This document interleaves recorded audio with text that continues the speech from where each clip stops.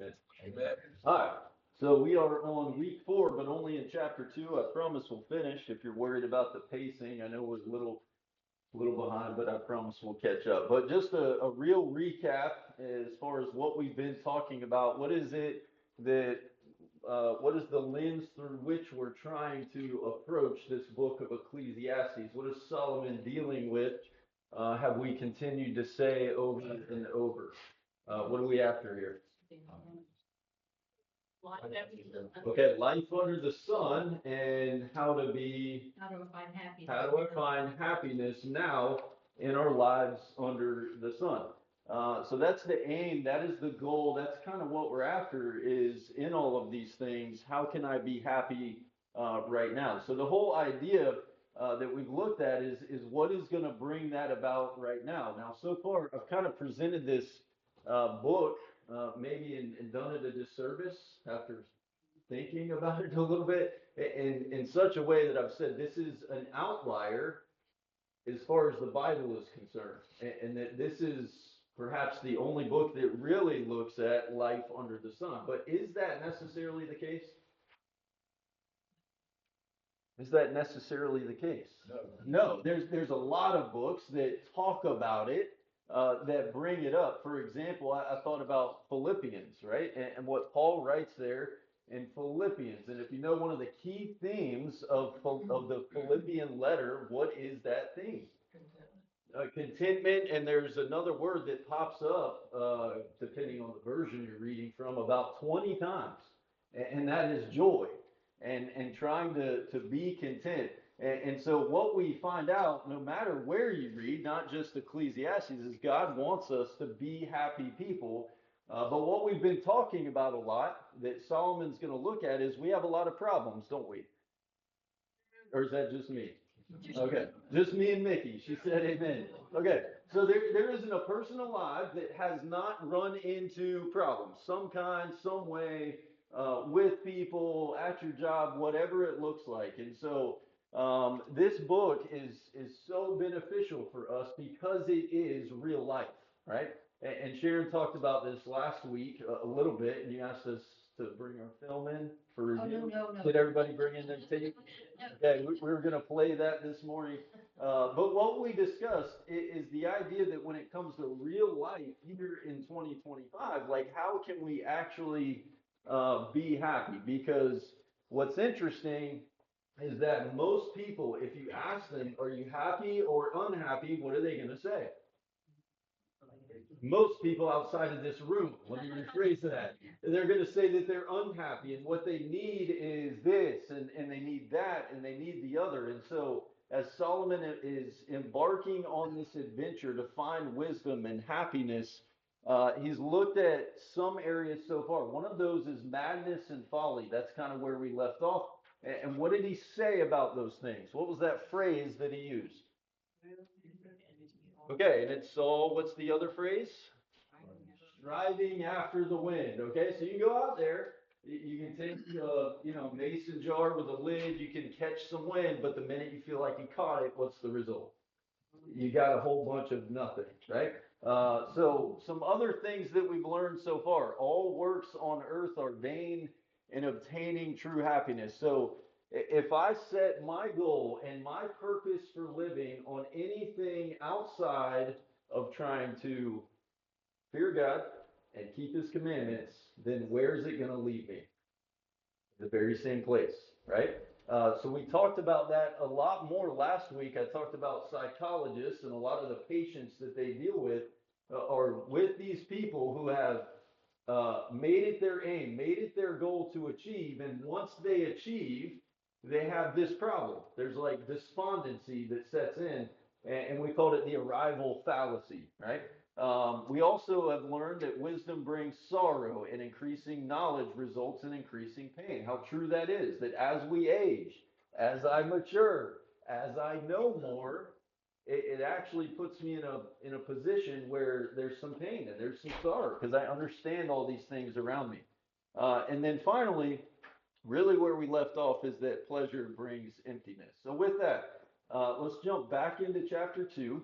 We're going to use a little bit of all this that Solomon did in verses 1 through 8 to kind of make some points a little bit later. So I'm going to read back through some of what we read last week, and then we'll pick up.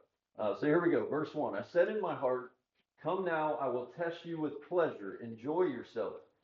But behold, this also was vanity. I said of laughter, it is mad, and of pleasure, what use is it? I searched with my heart how to cheer my body with wine, my heart still guiding me with wisdom, and how to lay hold on folly, till I might see what was good for the children of man to do under heaven during the few days of their life. Now, real quick, Mr. Jordan brought this up last week.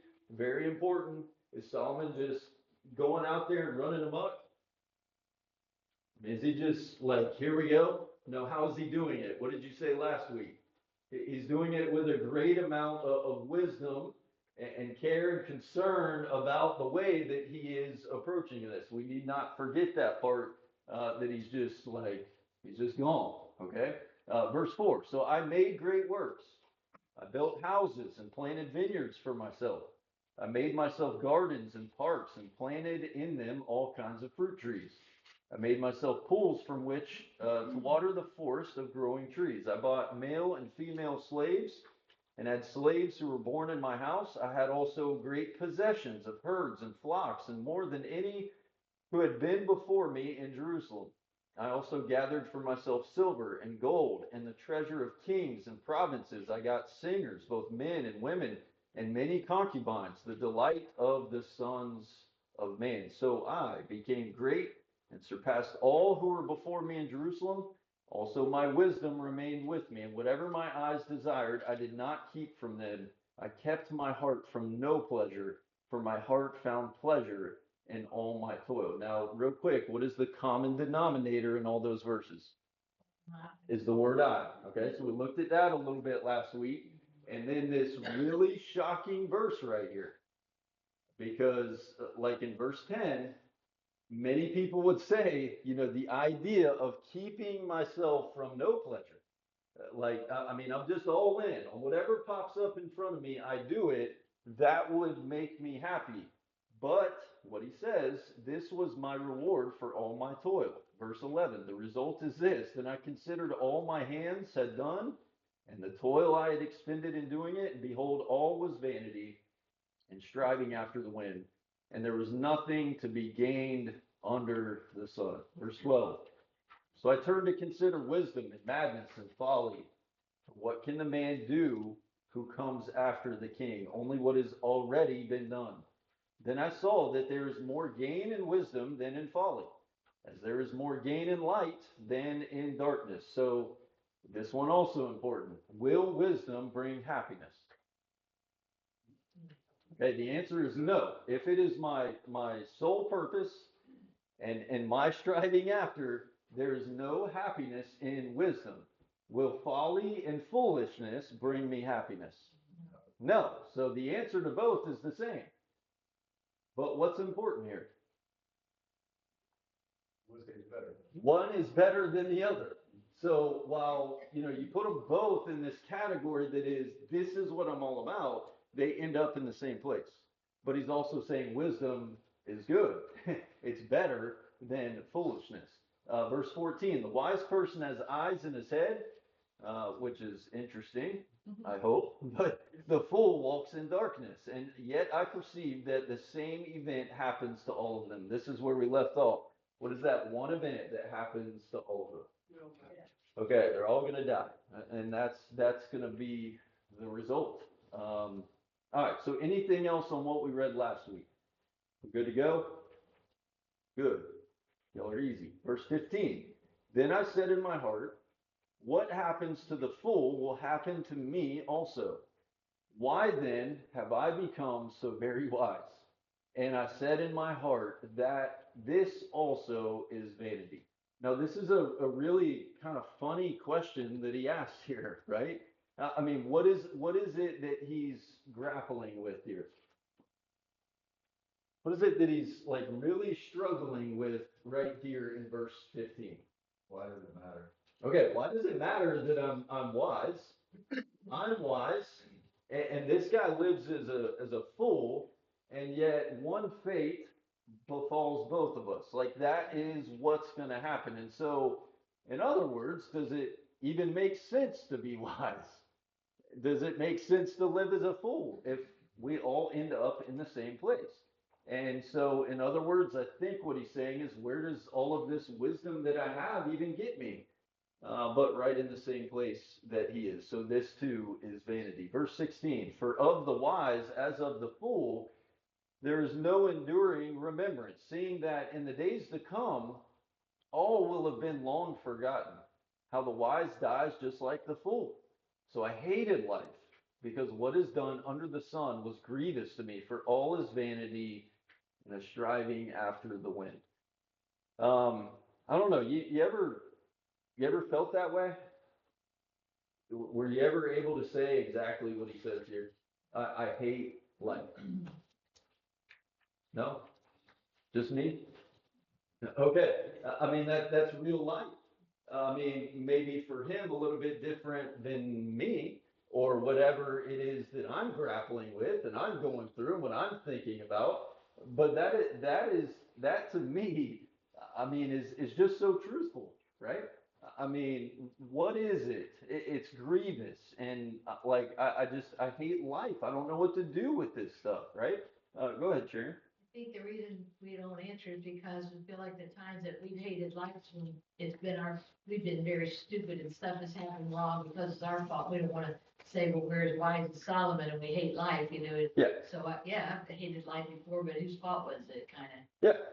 Yeah, and sometimes it's circumstances, right? Sometimes it's the situation of what's happening and what's going on around me, usually as it relates to people, that has me, I don't know, hating life, right? And I don't understand, and I say those same things.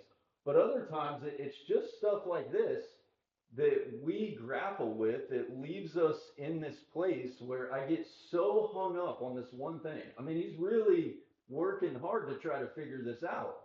And the result is, because he's grappling so hard and hung up on this one thing, that he hates life, right? And how true that is too. If I get hung up on all these things that really in the long run, where are we all going to end up? All in the same place. If I get hung up on trying to figure this thing out, then in a sense, I'm going to be pretty miserable. And it's going to be like striving after the wind. Look at anything else on that. Maybe being super smart like he was and wise. I think I'm blessed because I'm not smart, but I have common sense. Right. And you can see in Solomon's life, in a lot of ways, he did not have common sense. I don't think there's a married man who wishes they had 999 Yeah. other people. That's just not See smart. where that ain't That's smart. just not smart. Yeah. But I think that's part of it too. When you're people who are super intelligent can overthink things. Yeah. And I think even Christ simplified things in an amazing way for being all knowing. Yeah. And how many times can you point to him and say that he said or teaches us, don't worry about it. Right. Don't worry about it. Take no thought. Right. And this kind of ties all the way back into chapter 1. Like, and even more so as we continue through this study. Sometimes some things are going to pop up and it might seem unfair, or it looks jacked up, or it's really crooked. And what does God say? Hey, what's crooked? It can't be straight. You're not going to be the one that figures all of this out. I don't care how much wisdom you think you have or how you go about this thing. You're not going to be the one that changes the way that I've designed this world, right? Let's look at verse 18. So I hated all my toil in which I toil under the sun, seeing that I must leave it to the man that's going to come after me. So here's the next part of it. And who knows whether he, that one that comes after him, will be wise or a fool. Yet he will be master of all for which I toiled and used my wisdom under the sun. This also is vanity. So I turned about and gave my heart up to despair over all the toil of my labors under the sun, because sometimes a person who has toiled with wisdom and knowledge and skill must leave everything to be enjoyed by someone who did not toil for it. This also is vanity and a great evil. What has a man from all the toil and striving of heart with which he toils beneath the sun? For all his days are full of sorrow, and his work is a vexation. Even in the night, his heart does not rest. This also is vanity. So he says, let's look now at this labor under the sun and the fruit that's produced from all that you do in these days under the sun. And so, again, while we can say most people would point to riches and wealth or power or whatever it is, like when you look at this, what Solomon's talking about here is the man that works hard at it. Is that commendable? He achieves, he gains because he's worked hard at it. We're not talking about robbing a bank here, okay? We're talking about a man that works hard and he does well and he achieves and he uses his labor and his knowledge and his time and his skill and he gets a thing, right? But he gets to the end, and what does he got to do with all this stuff? Give it to somebody else. He's got to give it to someone else. Now, how does that normally go? Okay, we hear horror stories about that, right? I mean, just really bad from the standpoint of families doing what? Fighting over the money, fighting over possessions, fighting over all these things that have been left behind. It's a very real thing. And so what he's talking about here is like, hey, listen, it doesn't matter, rich man and you achieved, or if you robbed a bank and got away with it, you're still, or you have nothing. You're still going to leave it behind to someone else. And who knows how that's going to go? Nobody knows, right? I mean, mom and dad, you think you got a pretty good idea of how that's going to go with 10 kids? You think so, but you have no idea. It doesn't matter how much you plan, how much thought you put into it, you're going to leave it behind just like everyone else. And who knows what's going to happen as a result of that, right? And as though that's not bad enough, what does he say there in verse, I think it's 22 or 23? While that man is laboring and he's striving here under the sun, what does it really get him at night? No sleep. No sleep. Worried about it. That been you before? Yeah. Okay, so I'm working so hard. In some ways, if you have kids, I'm working so hard to have a generational impact for my family. I'm the one logging the long hours and the sleepless nights. Solomon says you don't even know what's going to happen with it, and yet here it is. This is what you're putting yourself through. And you have sleepless nights as a result. Sounds like a fun life, right? Sound happy? Okay, so not only are you working hard and slaving hard, and you're doing so well, it's a good thing, it's a commendable thing. But I get to the end and I don't know what's going to happen. And then at the same time, every time I lay my head down, I wake up in the middle of the night. Nobody's smiling right now, except Miss Maureen. She's just shaking her head. Yep, you're right, you're right. But that's not me. That's Solomon. All right, look at verse 24. I think here is to come this first major conclusion in all of this. So if you want to be happy, there's nothing better than that he should eat and drink and find enjoyment in all of his toil. This also I saw is from the hand of God. So what does that mean? Does that mean that my sole purpose in life is to eat and to drink and enjoy life? You already know the conclusion of the book. What's the conclusion of the matter? Fear God and keep his commandments. So we cannot say that this right here is the end all be all of being happy, but does this play a part? Yeah. What's that? Be content. Okay, to be content, right? And so remember the subject matter here is happiness. If you want to have happiness, this is a part of leading us up into the end with the understanding as well that you didn't do it yourself. Where does it come from? From the hand of God, right? That plays a huge role. And so if you remember how the chapter started, what was that common denominator? I did this, I did that. I don't know if it is that Solomon maybe, lost sight of the fact that this is from the hand of God. but that could be a part of this. So anything else on this piece? It seems like he wants to say that the fact that he lives in ever since the garden in Genesis 3, that it's a fallen world. Yeah. And a lot of this is a result of that. He could have slept a lot better at night if he would have just realized it's a fallen world. Yeah. Yeah. And so because of that, I mean, in a sense, with all these things that are happening around us, on top of your financial state, like, what does it matter? I mean, if you're rich, what does this verse say to do? Enjoy it. And it comes from where? God. If you're poor, what do you need to do with it? Enjoy it. And it comes from where? It comes from the hand of God. And I think that for me, like this has been displayed to like the most extreme level here recently. When Edwin was out of town, I was out at the prison. And this is the first time, I mean, it was 3 weeks in a row where a different man got up to pray, men in prison. And all 3 weeks, 3 weeks in a row, those men are thanking God for a bed to sleep in, a warm meal, showering water, drinkable water. I mean, all these things that I take so much for granted. And yet here they are, where they are. Miss Linnell, I'm sure you've heard some of the same with the women, like enjoying what it is that they have, no matter their condition. I think it's huge. And so we look at something like this sometimes and say, well, duh, right? Like I know that. Enjoy what I have.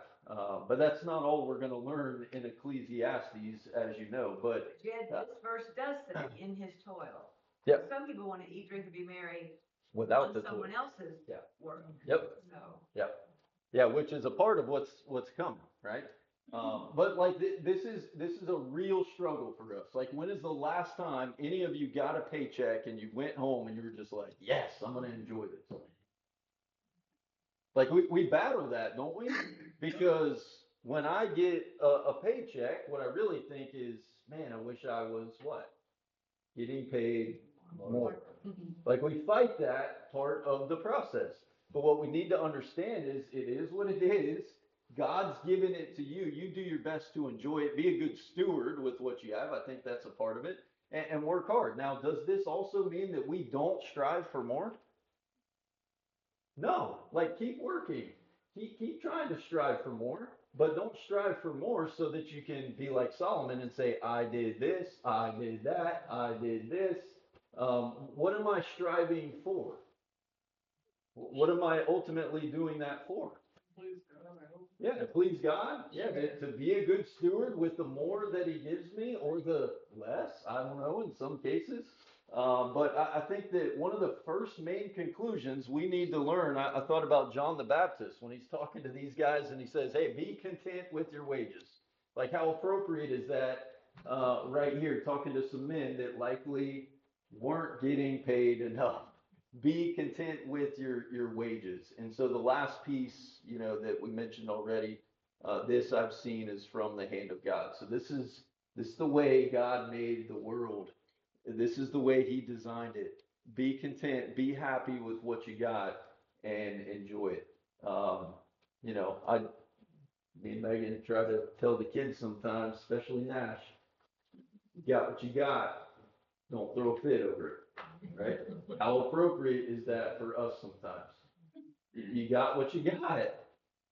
Don't throw a fit about what you don't have. Don't throw a fit about what they have over here and what they have over here. You got what you got. Be happy with what you have right there. Huge lesson for us. Anything you want to add there? Here's another way to say that. Don't complain about the things you don't have. Enjoy what you do have. All right? All right. Chapter 3. So anybody ever read Ecclesiastes 3? Show of hands. Okay. This is probably, these first 8 verses is like the one section that most people know Ecclesiastes for. So I'm going to try to maybe approach it in a way that fits through the lens with which we're trying to look at this. Look at verse 1. For everything there is a season, and a time for every matter under heaven, a time to be born and a time to die, a time to plant and a time to pluck up what is planted, a time to kill and a time to heal, a time to break down and a time to build up, a time to weep and a time to laugh, a time to mourn and a time to dance, a time to cast away stones and a time to gather stones together, a time to embrace and a time to refrain from embracing, a time to seek and a time to lose, a time to keep and a time to cast away, a time to tear and a time to sow, a time to keep silence and a time to speak, a time to love and a time to hate, a time for war and a time for peace. So we've all read this before, but why is he trying to tell us that there is a time for everything? Remember the purpose or the lens through which we're trying to read this book and learn some things. Why is he telling us there's a time for this and a time for that? These all happen. Yeah, they all happen. And it's almost as though God is appointed sometimes for things to happen, and guess who's not going to change it? Us. I would like to. I would like things on my time. You too? Yeah, most especially, like I'm really hoping this pizza's ready to go to the potluck, but I don't have any control over it, right? I want it to be ready when I show up, but who knows, right? There are some things that we have to understand, but as far as time is concerned, what is it that we spend a lot of time doing in our lives under the sun as it relates to time? Worrying. Okay, worrying about it, but also what else? Huh? Wanting more. Wanting more, and so trying to control it, right? So I'm trying to, as best I can, I'm trying to beat the time, right? Like if you've ever been stuck in a traffic jam, what are you trying to do the whole time you're in the jam?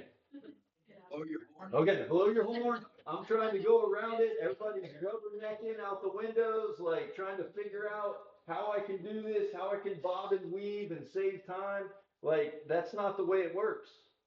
And so I'm not saying God appointed a time for there to be a traffic jam, but I don't know. Maybe he does. But like, you get what I'm saying? Like we got to learn sometimes how to just go with the flow of traffic, right? So as this lane goes, I go.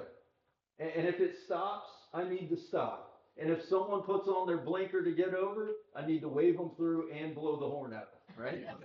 Like, just go with the flow of traffic. Now, every day, almost every day, I got to drop and pick up kids from school.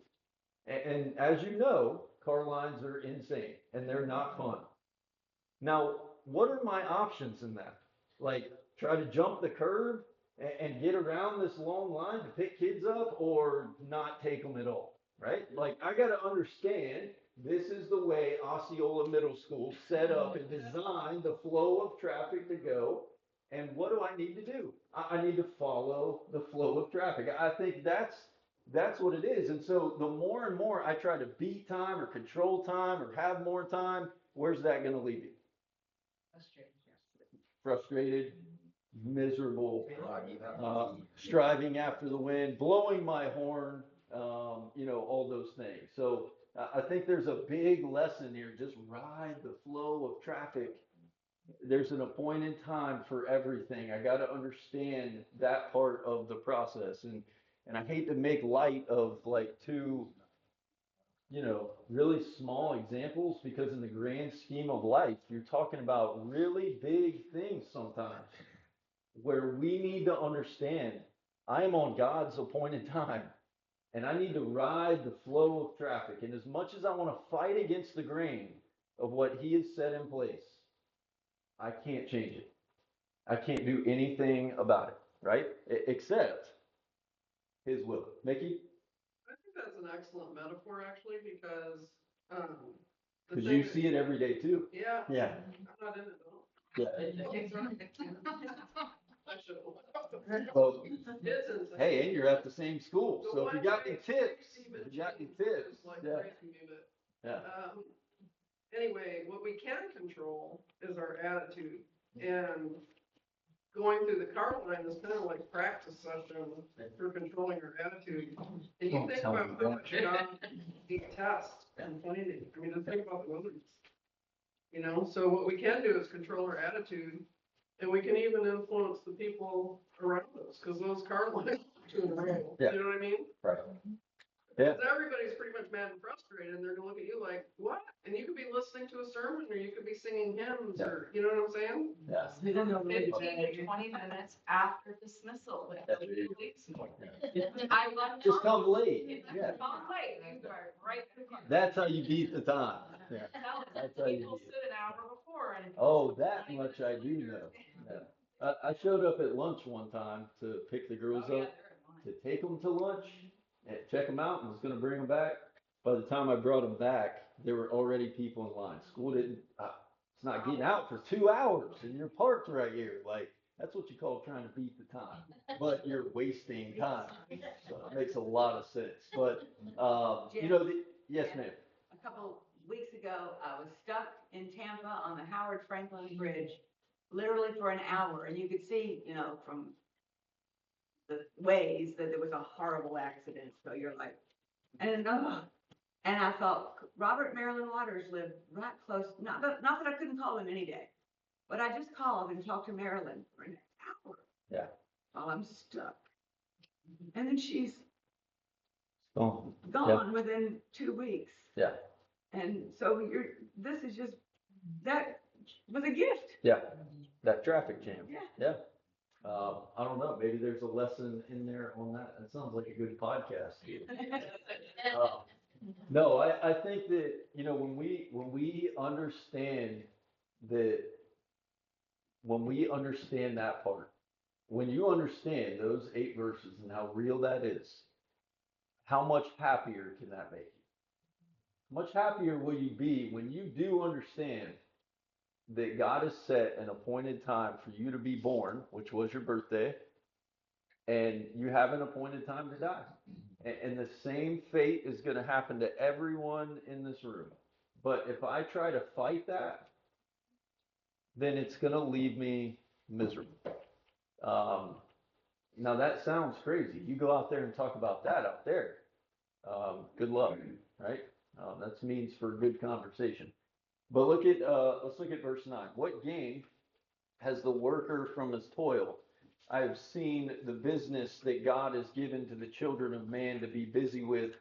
He has made everything beautiful in its time. You know, that's another thing that I think that I know I need to learn a little bit better.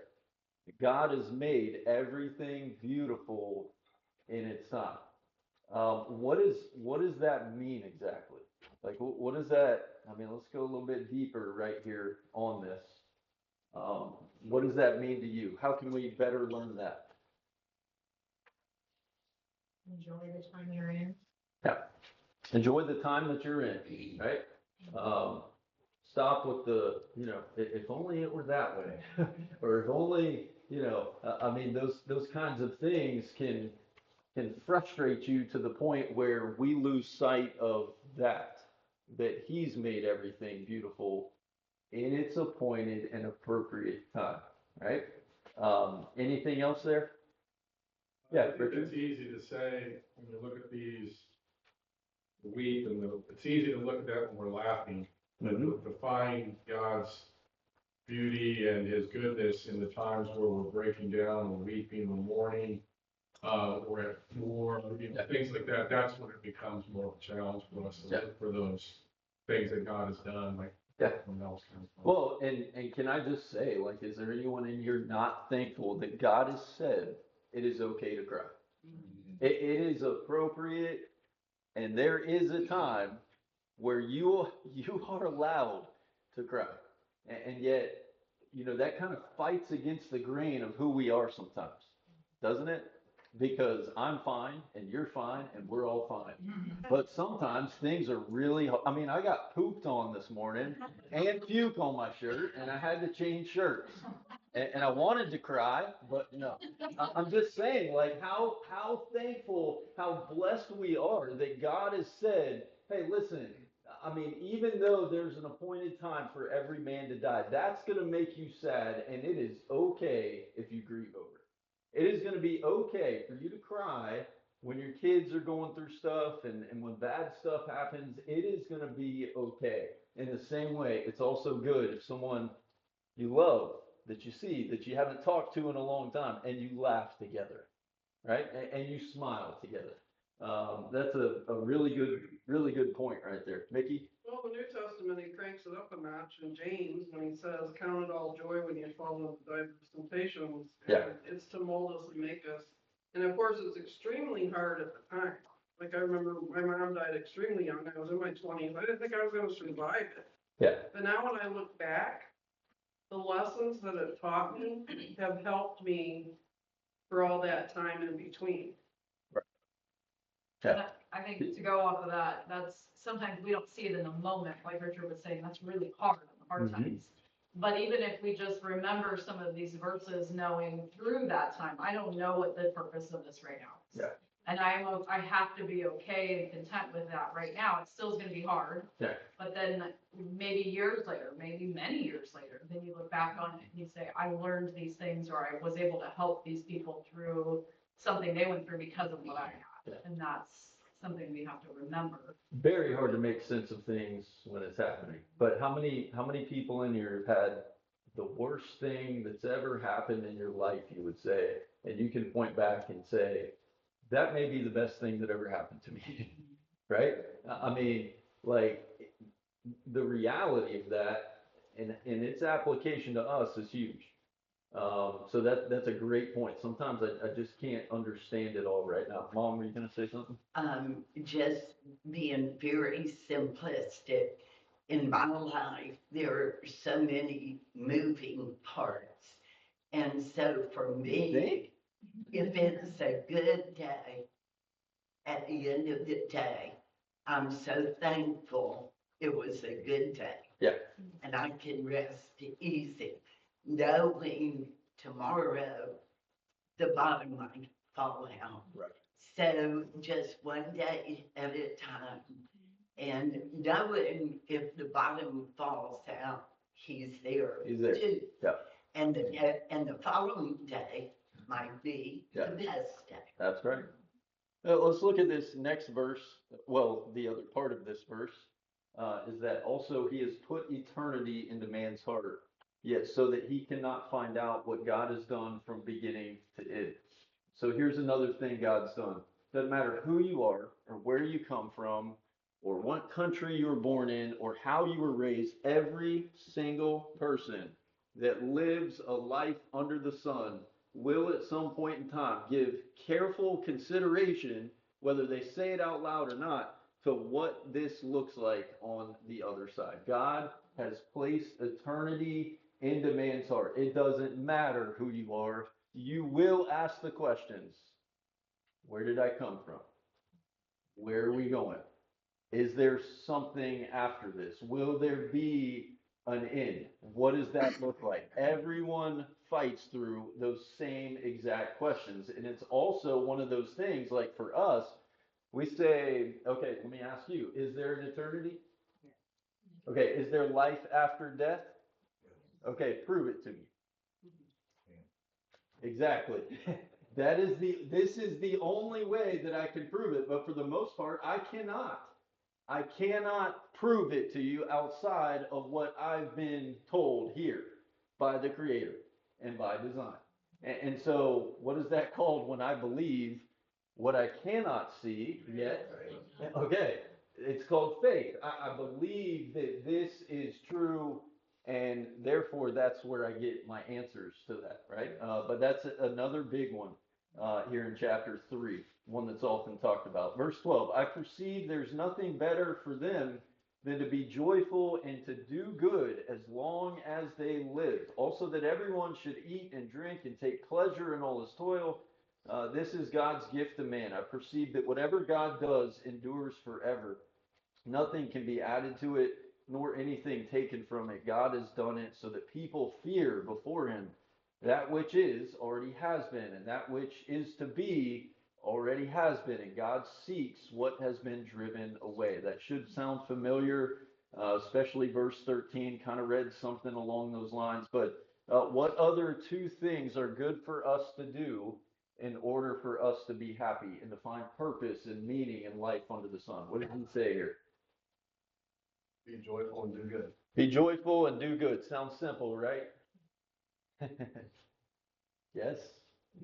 And yet, that's also something we fight against agreeing on. But like, what do you think about this do good part? Do good for me? Serve others. Do good for me and mine only? Say it again, Mickey. Serve others. Okay, so it's not about me. Okay, it's not about me ultimately, and that I think is the contrast between those first few verses. Is the common denominator me, myself, and I, and yet another thing that God has stamped into our DNA is that, man, if you aren't doing for people, if you aren't there for people, if you aren't doing good for them, then you're not gonna find any kind of happy. Another part of what pops up all over the New Testament, right? Do good, especially to those of the household of faith. We look at Jesus. Jesus was one that went about doing what? Doing good all over the place, right? So we can't neglect doing what is good.